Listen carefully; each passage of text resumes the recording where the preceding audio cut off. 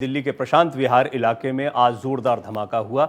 आमतौर पर इसकी इंटेंसिटी बहुत ज़्यादा नहीं बताई जा रही है, लेकिन इंटेंसिटी से ज़्यादा महत्वपूर्ण है इसकी आवाज़ जो है वो इस क्षेत्र के दूर दराज के इलाकों में सुनाई दी थी और उसके बाद लोगों को लगा कि ये कोई बड़ा धमाका हुआ है। फ़ोन किया गया फ़ौरन और जांच पड़ताल के लिए तमाम टीम्स यहां पर पहुंच गई। एनएसजी की टीम भी यहां पर पहुंची। अब धीरे धीरे जैसे जैसे इस मामले की जांच की जा रही है, साजिश के तार खंगालने की कोशिश की जा रही है। आखिर इस क्षेत्र में धमाका करने की कोशिश किसने की, ये भी अहम बात है कि कुछ समय पहले भी इसी तरह का एक धमाका स्कूल की एक दीवार के पास हो चुका है। इससे चिंता बढ़ जाती है। धमाके की सूचना मिलने के बाद ही पुलिस मौके पर पहुंच गई थी और जांच की जा रही है। साफ नहीं हुआ है कि धमाका कैसे और किसकी वजह से हुआ है। प्रशांत विहार में इससे पहले 22 अक्टूबर को धमाका हुआ था। जिस जगह धमाका हुआ वहां से दूर तक धमाके की गूंज सुनाई दी। स्थानीय लोगों का कहना है कि आवाज़ काफ़ी तेज़ थी। पीसीआर को 11:48 पर धमाके की सूचना दी गई, जिसके बाद आनन फानन में पुलिस और दमकल विभाग की गाड़ियां इस जगह पर पहुंची जिस जगह पर धमाका हुआ था। काफ़ी रिहायशी इलाका है, भीड़भाड़ वाला इलाका है, एक स्कूल भी नज़दीक ही है, क्राइम ब्रांच का दफ्तर भी इसके आसपास ही है। इस इलाके को प्रशांत विहार पीवीआर के नाम से भी जाना जाता है।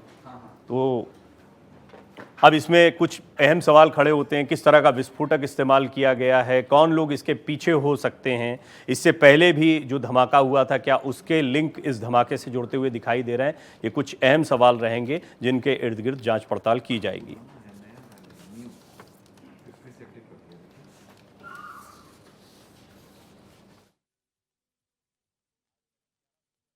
मिनट पर पीसीआर को इसकी जानकारी दी गई थी। एनएसजी भी इस पूरे मामले की जांच पड़ताल कर रही है और इस जांच पड़ताल में जो मुख्य बिंदु हैं उसमें किस तरह का विस्फोटक इस्तेमाल किया गया है, क्योंकि इसके बारे में बहुत स्पष्ट जानकारियां अभी सामने नहीं आई है। मामले की अभी भी जांच पड़ताल की। इस जगह को क्यों चुना जा रहा है और इस जगह के आसपास से क्या तार जुड़े हो सकते हैं, इन चीज़ों को भी जांचा परखा जाए। मेरे सहयोगी मोहित लगातार आपको इस जानकारी पर अपडेट दे रहे हैं। मोहित, यही कुछ बड़े सवाल हैं। क्या अभी तक की शुरुआती जांच पड़ताल में साफ हुआ कि यह विस्फोटक किस तरह का था, कितनी इंटेंसिटी का यह धमाका था?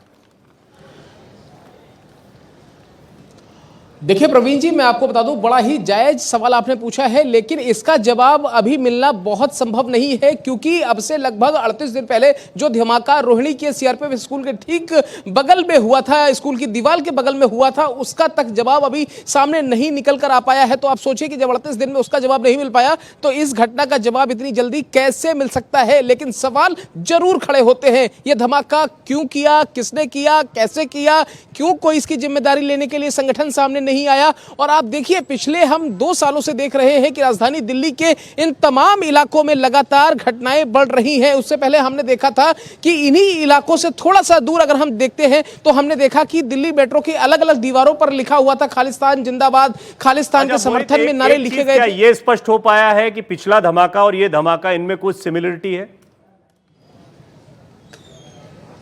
बिल्कुल, इनका मॉड्यूल एक है, इनका पैटर्न एक है। जो इसमें केमिकल, वहां सफेद पाउडर मिला था और यहां भी उसी तरीके का सफेद पाउडर मिला है। तो पुलिस और तमाम जो सुरक्षा एजेंसियां हैं, जो भी जांचकर्ता एजेंसियां हैं, उनके माथे पर बल तो इसीलिए पड़े हुए कि आखिरकार वहां जो केमिकल मिल रहे हैं उसी से मिलते जुलते केमिकल यहां पर भी इस्तेमाल किए गए हैं। प्रारंभिक जांच में, शुरुआती जो तफ्तीश हुई है उसमें तो कम से कम यही निकल कर आया है। और आप एक बात समझिए कि वो भी धमाका दिन के वक्त हुआ था, भीड़ भाड़ वाले समय के, जब भीड़भाड़ वाला समय था। और ये भी हम देख रहे हैं कि 11:48 पर बगल में ही स्कूल चल रहा है, सेंट मार्गरेटा स्कूल। बगल में ही सुबह बंसी जो दुकान है, वहां पर नाश्ते की दुकान है। ठीक उसी तरीके से हम देख रहे हैं कि सामने रेहड़ी पटरी लगी है, जहां पर अमूमन छोले कुलचे या फिर दूसरे खाने के सामान मिलते हैं। तो आप समझिए कि हर तरफ ऐसा इलाका चुना जा रहा है जहां पर लोग बहुत ज्यादा संख्या में इकट्ठे हो रहे हैं। सबसे बड़ी बात यह है कि जो भी व्यक्ति, संगठन या जो भी कोई इस धमाके को कर रहा है, वो सिर्फ एक मैसेज देने की कोशिश कर रहा है। लेकिन इतना जरूर है प्रवीण जी कि इसकी इंटेंसिटी लो अगर है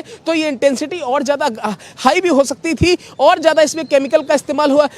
अगर सामने वाला चाहे तो वो कर सकता था, क्योंकि उसका मैसेज जो अभी तक लग रहा है कि सिर्फ एक मैसेज देने की कोशिश है। यही वजह प्रमुख चिंताजनक बात यह है कि स्कूल भी यहाँ पर नजदीक है और क्या यहाँ पर एहतियातन कुछ और कड़े कदम उठाए गए हैं सुरक्षा की दृष्टि से कहें या इस जगह। और ये देखिए, कुछ नई तस्वीरें भी हमारे पास है, धमाके की तस्वीर है इस वक्त जो देख रहे हैं आप। ये पहली तस्वीर में देख रहे हैं, सीसीटीवी कैमरे में ये विजुअल कैद हुए हैं किस तरीके से इस धमाके यहाँ पर जो है विस्फोटक रखा गया था और बहुत मुमकिन है कि यहाँ पर ये जो आप जगह देख रहे हैं ठीक इसी जगह पर विस्फोटक इस टैंक में रखा गया हो, ये प्लास्टिक के जो कनस्तर रखे हुए हैं इनमें कहीं रखा गया हो। हालांकि जैसा मोहित बता रहे हैं कि इसके बारे में बहुत जानकारियां स्पष्ट तौर पर सामने नहीं आई, लेकिन एहतियातन कोई कदम उठाए गए हैं इस क्षेत्र की सुरक्षा को लेकर मोहित? मैं इसका जवाब ना मैं दूंगा कि आप समझिए कि 38 दिन पहले जब ये घटना हुई तो वहां पर एहतियातन पुलिस का जो काम होता है ऐसी जगह पर सीसीटीवी ज़्यादा से ज़्यादा संख्या में इंस्टॉल करना, वहां पर एक अस्थायी चौकी बना देना, इस तरीके की चीज़ें मुझे बहुत ज़्यादा नज़र नहीं आ रही हैं और ये रोहिणी का ही सेक्टर 14 का इलाका लगता है।